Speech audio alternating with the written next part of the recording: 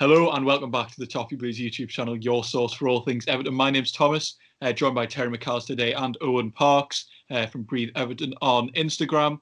Today we're going to be kind of giving our season preview ahead of the 2020-21 campaign. We are going to talk about Everton. We'll talk about the league a bit in general as well, kind of the clubs that we think might finish kind of around us. But kind of, I'll come to Owen first. I mean, we on the podcast there, we've just spoken briefly about how probably more optimistic we're looking towards the season ahead of, after the transfer business we've kind of done in the last 7 days almost now. So, Owen, kind of initial thoughts, where do you think we're going to finish? What kind of season do you think we'll have? I've sort of gone all around the houses where I think Everton we're going to finish. I thought before we were even linked with anyone, I thought it's finished 12th last season and it doesn't look like the squad's any better than 12th, so I thought we'll finish 12th. Then I thought, you know what, we'll probably get a few players in. Let's see you, but I think we'll be 10th. Then we've just gone on an absolute whirlwind of Decore, Alan, James Rodriguez, Tomori on loan maybe, Zaha, whoever, and I'm thinking 7th or 8th. I think people who are saying the top 6 they're unrealistic considering I think the top 6 are quite strong. I think obviously Chelsea have brought in some good players. We'll see how they do. I think Tottenham, superb coach. I just see how it's set up really there, but I think they'll get results at least. Man United are still worries over the manager, but I still think, despite that, their team's really good. I think the midfield, attacking wise anyway, with Pogba and Fernandes is excellent.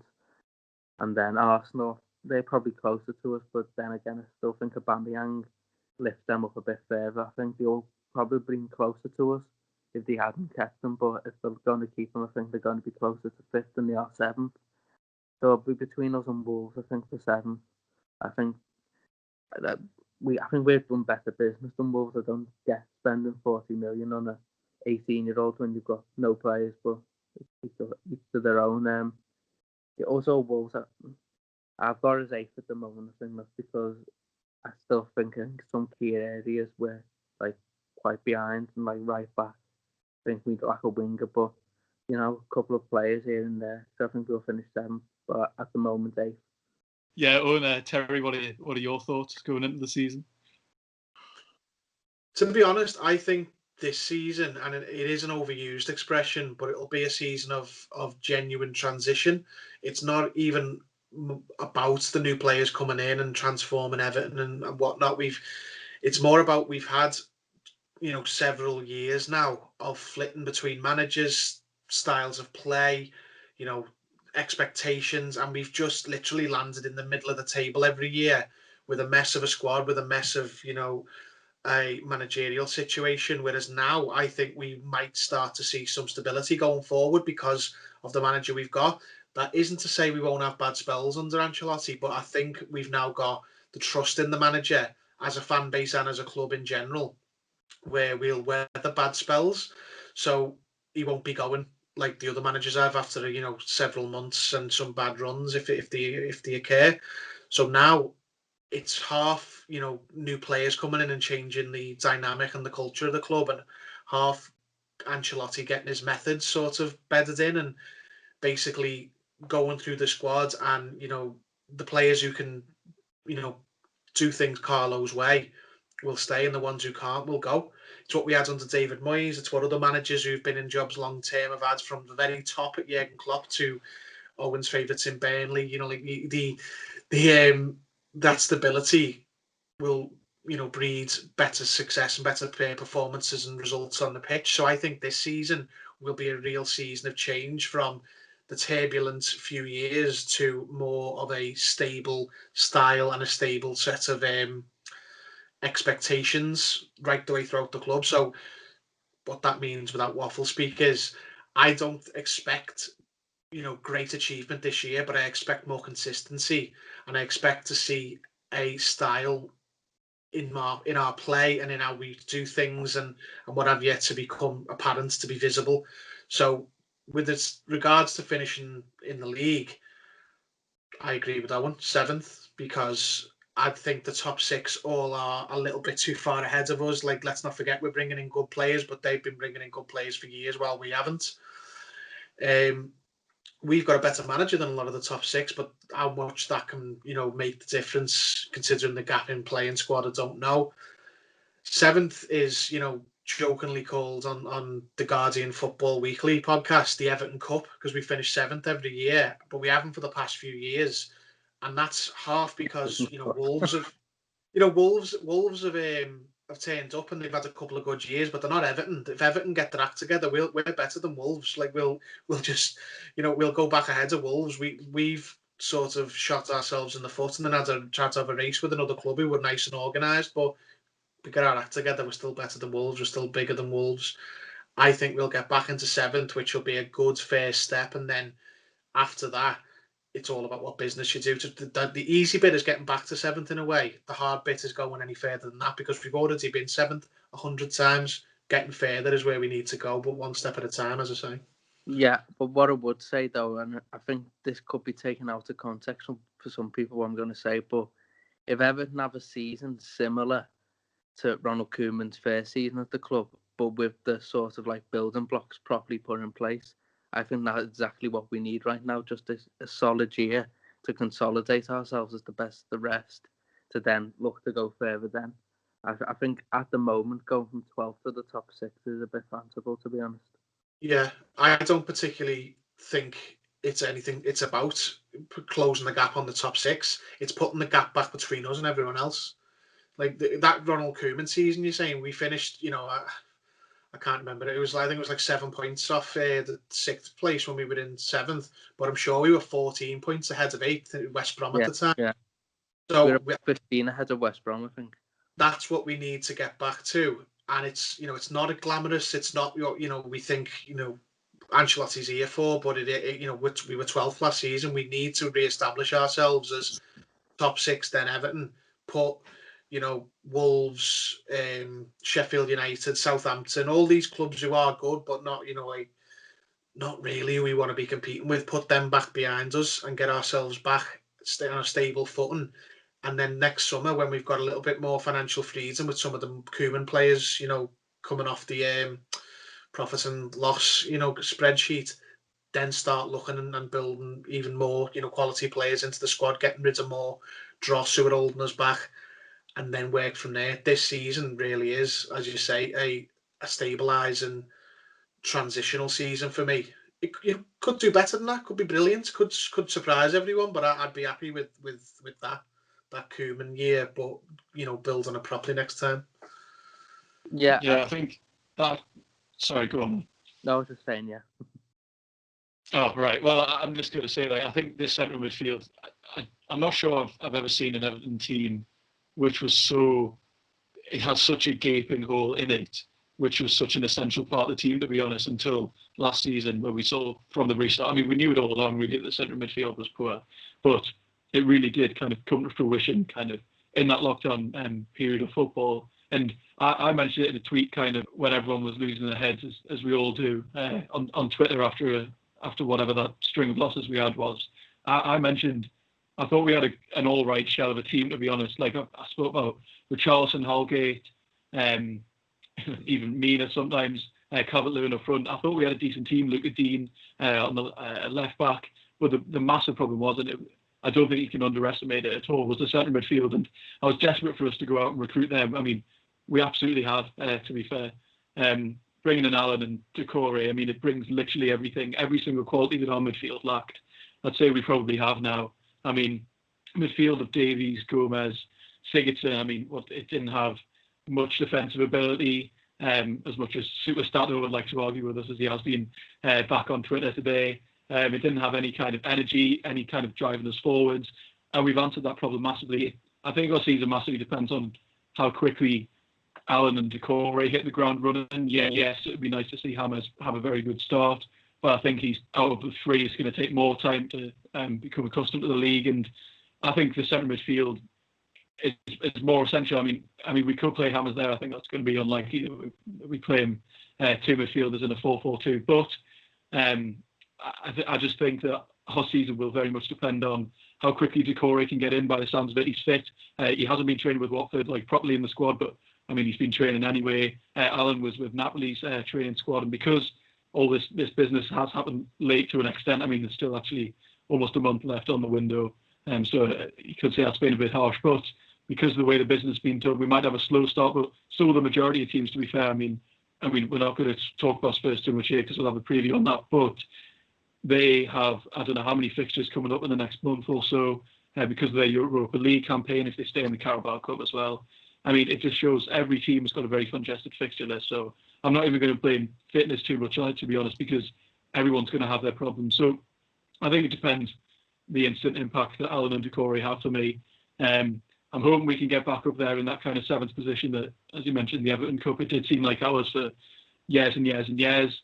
I think the difference is between us and Wolves at the moment, we're still kind of fixing a squad. It seems to me like their signings haven't been kind of fixing holes in their squad. It's more just been adding to it. Like, they didn't need Fabio Silva, but I mean, they signed him anyway. I mean, they probably need to recruit right back now. They've lost Doherty. I mean, I don't know their squad inside out, but it seems we're actually answering the problems that we had, but they're just kind of signing different players at the moment, which, I mean, might turn out for them. I mean, who had to criticise Wolves? Obviously, they've had a brilliant couple of seasons, but as you both mentioned, they're probably going to be our kind of main rivals for European football. Well, potentially that seventh position. It wasn't Europa League last year, but it tends to be, doesn't it? Terry, come to you first. Kind of, who else are you maybe expecting to be round about that position that we might be competing with? Well, if you take the established, Sky Six as being, in situ, then Leicester City, I think they will drop off, but they're still going to be there. Like, they won't be as good as they were last season, but last season they were in, second for a lot of the season or third. That's mad. Yeah. So they I feel they will drop off because, Rodgers, is Rodgers, let's be honest, this is what he does. But it doesn't mean they're suddenly going to be, a non-entity. They will be there and probably, easily the favourites for seventh place. Then you've got Wolves, obviously, Southampton. They've got a good manager, a very good manager, and a goal scorer, and sometimes that's all you need. So I think Southampton could be very dangerous. Outside of that, I think everyone else will just be quite steady. You'll still get Burnley will do well, but they won't probably threaten to get seventh with too many of the more the wealthier teams like ourselves in and amongst them. Same goes for Sheffield United. They'll probably consolidate, but they won't, hit the heights of last season. I don't think they'll collapse. Everyone's expecting them to have a second season syndrome. I don't think they will. I just think they'll slot nicely into the league and just be another Crystal Palace who do well in some games, poor in others, and then just stay steady. So Southampton, Leicester, Wolves, Everton, I think are the four who are going to be in and amongst that. And whether that group works out like that and whether they're close to the top six or there's a big gap, I don't know. It's a very unpredictable league at the best of times, especially now with no crowds and what have you. But probably Leicester, because they're coming from a position of greater strength than any of the others of the main rivals. But we'll wait and see. Yeah, Owen, do you agree with that? I've actually got Leicester 10th.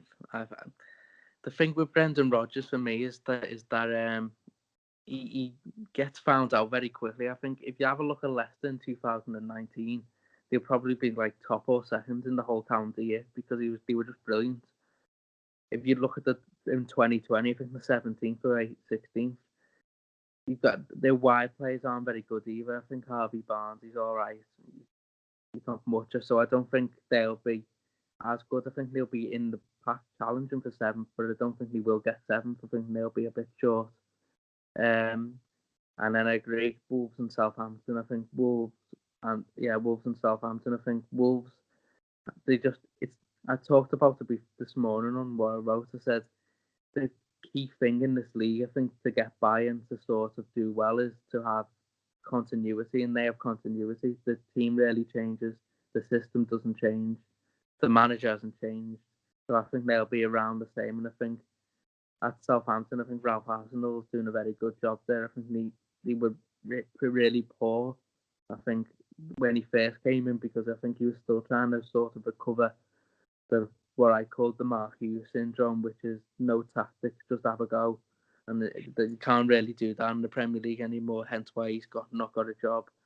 And so Ralph's turned that around. I think they ended the season brilliantly, and I think they'll be in the picks. And then After that, below that, I think will be. I think that looking just below that will probably be Burnley and Sheffield United and maybe Crystal Palace. Yeah, I mainly agree. I can see Southampton having another solid season. To be fair, the way they kind of kicked on after the start of last year. So, I mean, we all know about the 9-0 or whatever. Everyone kind of tipped them to go down, but turned around massively. And momentum's everything in football at the end of the day, and they carried on. Being a brilliant side. And we saw them when they came to Goodison Park a couple of months ago. I mean, if you've got that kind of energy, I mean, you're going to do well in the Premier League. You know, some managers just their tactics don't really fit it, but Hassan Huddle just seems to know exactly what he needs to do. At the end of the day, they have much more energy than us. They're very kind of high tempo pressing team, so I can see them definitely challenging up there as well. I can see us there. Wolves and Leicester, I agree. I think it's interesting now though because I mean I'd also probably throw potentially Arsenal in there, to be honest, because yes, they've brought in Willian and Gabriel. Yes, they've recruited and they've had a season, well, kind of a season under Arteta. I think they're quite unpredictable at the moment. They could drop. Well, I wouldn't say drop, but they could be in that same fight as we saw them in just the season just gone, in my opinion. But in terms of that, I can't see anyone else challenging. Yes, Palace have they've done well to get Batshuayi today, but they're not gonna really do anything. Sheffield United, I agree, they're kind of probably just going to slot in. Okay, they could all kind of defy expectations again. Probably not. A solid side, but not going to really, achieve what they did last year. And then just to kind of round off this video, we can talk about the rest of the league quite briefly, just kind of early predictions that we can be called out for by the Everton Daz Twitterer in a couple of months' time. But Owen, we'll come to you first. I mean, I know you've done your article on it, but should we just start with relegation? Who are you tipping to go down? Aston Villa, West Brom, Fulham.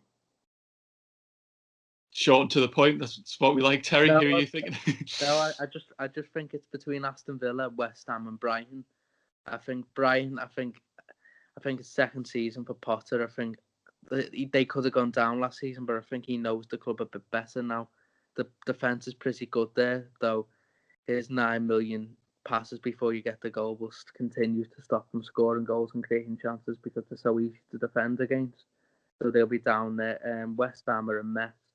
I can't see Moyes staying, and if Moyes doesn't stay, if he doesn't want it, then you're looking at really the bottom of the barrel then, aren't you? And they'll struggle. And then Villa, he brought in Cash and Watkins, who were like, but I think even after that, I think Dean Smith is probably one of the worst managers in the league, with probably Scott Parker. And I just don't think he's got the tactical ability to go again. I think they got really, really lucky to stay up. I think Leeds, while they won't be top half and conquer the world and create patterns, I still think they'll be fine. Yeah, Terry? Fulham, West Brom and Brighton.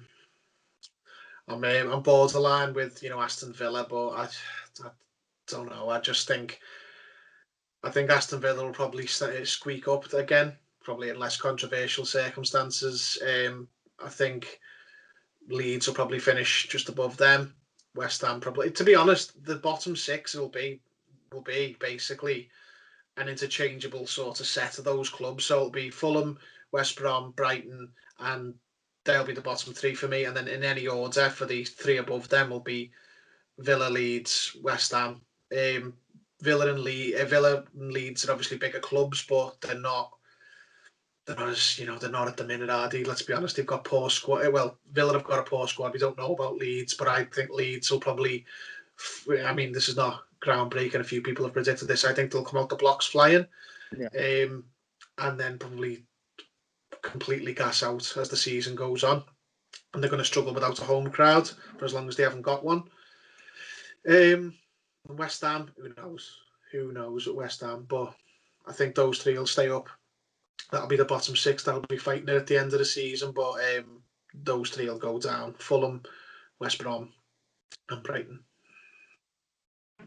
I can see West Ham really struggling, to be honest, purely because if they then sack David Moyes, where do they turn to next? I mean, obviously, they brought him in, 2 years ago now.